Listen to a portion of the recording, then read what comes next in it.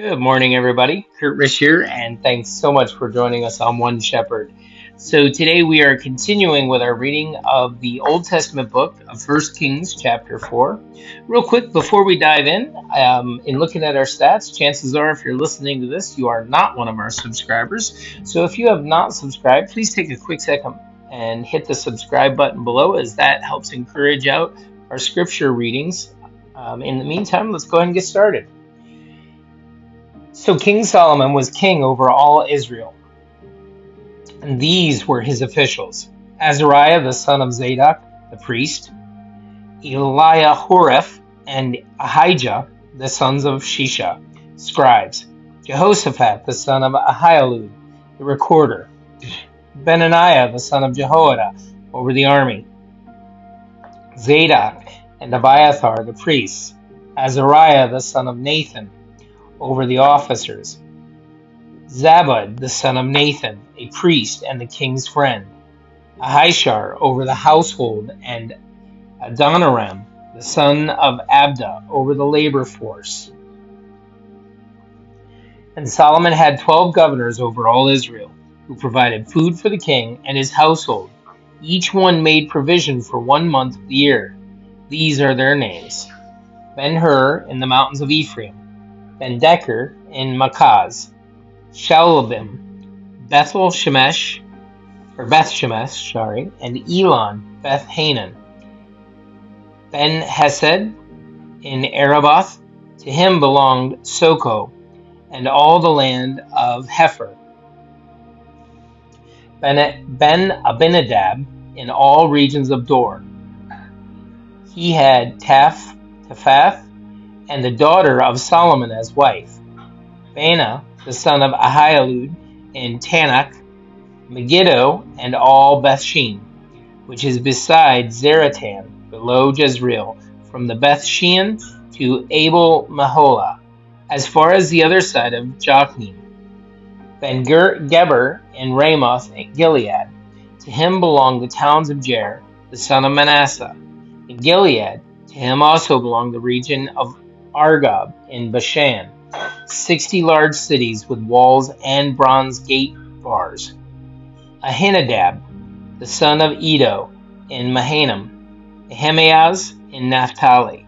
He also took Basemath, the daughter of Solomon, as his wife.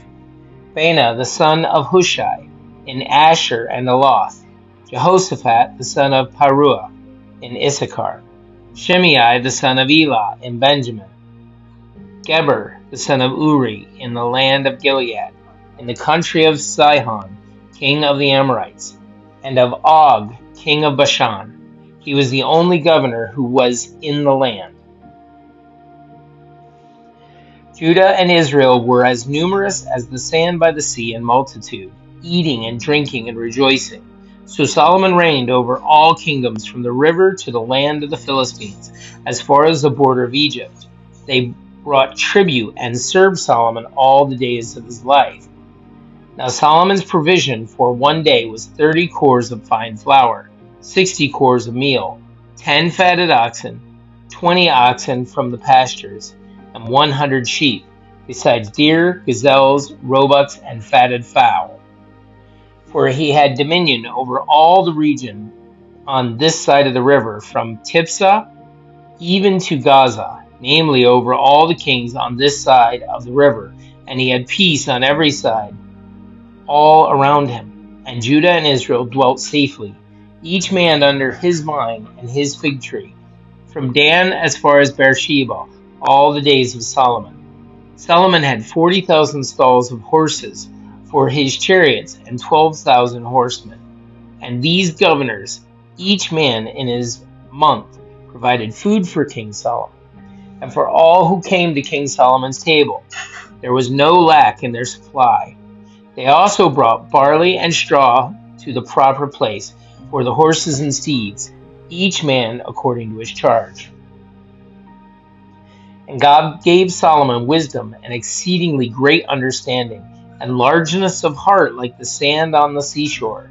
Thus Solomon's wisdom excelled the wisdom of all men of the east, and all the wisdom of Egypt. For he was wiser than all men then Ethan the Ezrahite, and Heman, Chalcol, and Darda, the sons of Mahal, and his fame was in all the surrounding nations. He spoke 3,000 proverbs, and his songs were 1,005. He also spoke of trees, from the cedar tree of Lebanon even to the hyssop that springs out of the wall. He spoke also of animals, of birds, of creeping things, and of fish, and men of all nations from all the kings of the earth who had heard of his wisdom came to hear the wisdom of Solomon. Now we do have a word study here. The word is understanding. The Hebrew word here is tabuna, and in Strong's Concordance number 8394. The verbal root of this noun means to distinguish or to discern. Thus, this noun conveys the idea of discernment. The Hebrew word is directly connected to the idea of wisdom in 22 passages, including Proverbs 8, where they are both personified. Due to its close association with wisdom, the word occurs often in Proverbs. Solomon contrasted understanding with folly. He also exhorted his son to apply his heart to understanding. Ultimately, all discernment is from the Lord, whose wisdom is infinite.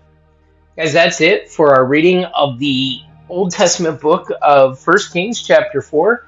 Thanks for joining us. May you have a great day, and God bless.